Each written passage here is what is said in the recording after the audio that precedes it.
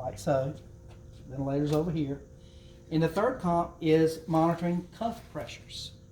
And we talked about how important it is for monitoring endotracheal tube cuff pressures. Because normal tracheal capillary perfusion pressure is 25 millimeters of mercury. So if I know that normal tracheal capillary perfusion pressure is 25, I want to make sure my cuff doesn't exceed that pressure. Does that make sense? Because it will stop blood flow, cause necrosis and death. So we want your cuff pressure to be less than either 20 millimeters of mercury or 25 centimeters of water. So cuff pressures, and all this is in those notes I have online for you. So less than 20 millimeters of mercury or less than 25 centimeters of water. Okay? So, to check cuff pressures, on every ventilator check we check cuff pressures. You can use a cuff inflator, a cuff manometer, a commercial grade. This is a Posey cuff manometer. It measures in centimeters of water. So if it measures in centimeters of water, we want it less than 25 centimeters of water, right? Vited, you may see this little syringe here. It is very, I don't know if it's inexpensive, probably expensive, but it has like a 10 cc syringe, and you have a little button here you turn on, and it measures cuff pressure in centimeters of water. So you not only can pull air in and out of the cup, but you can still measure cuff pressure with this little device here. But these are more expensive, but they do the same thing. Okay? So now I'm going to check the cuff pressure. And my goal is to get the cuff pressure less than 25 centimeters of water in this case. So if I take the ET tube cuff, and I will, as positive pressure getting ventilated, I'm going to put this up here and check my cuff pressure. Now I look at it, my cuff pressure is 17 centimeters of water. So as long as I don't hear air escaping around the cuff and don't hear any noise here, 17 centimeters of water is fine. Great. Okay. But what I'd probably do first, I would probably go ahead and do the minimal occluding volume. Remember, you have two techniques to make sure you don't have too much air in the cuff. The minimal occluding volume and the minimal leak technique. The MOV is you're going to use 99% of the time. MOV, minimal occluding volume. And both the MOV and the MLT have to be done during positive pressure ventilation. Have to be on a ventilator. So what I do, I'm going to do the MOV. I'm going to take my syringe, attach it to the spring-loaded valve.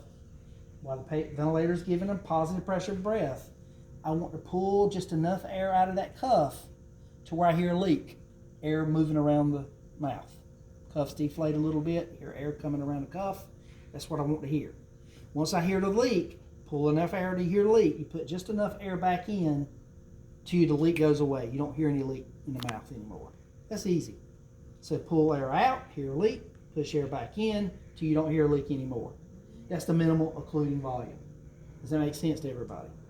Now, if I want to know what that pressure was that needed to stop the leak, I could put this back on and get the number and record the MOV number. Does that make sense? Okay. Minimal occluding volume number.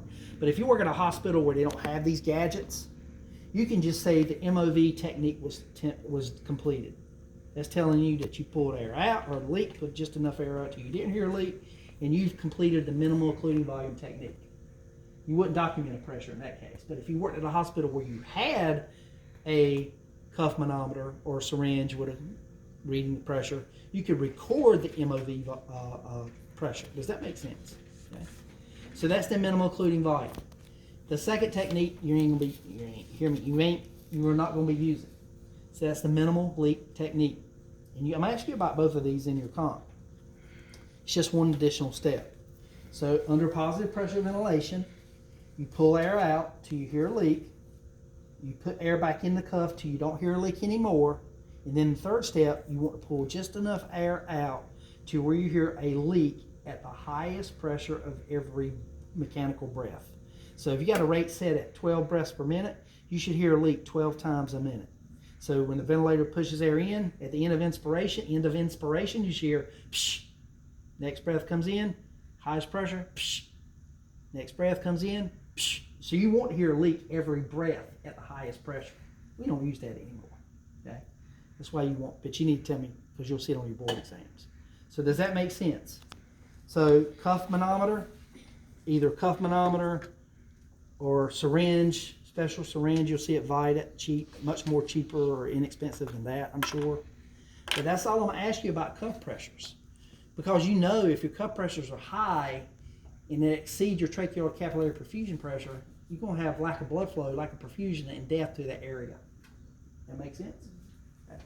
Now, if another reason you could have high cuff pressures is that if you put in too small of an ET tube size, it's going to take more pressure to create the seal around the trachea.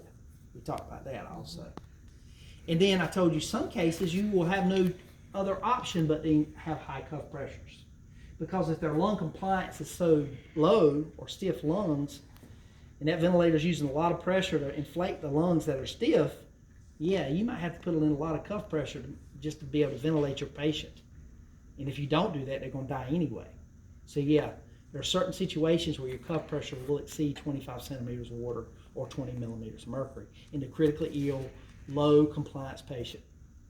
All this makes sense? Okay.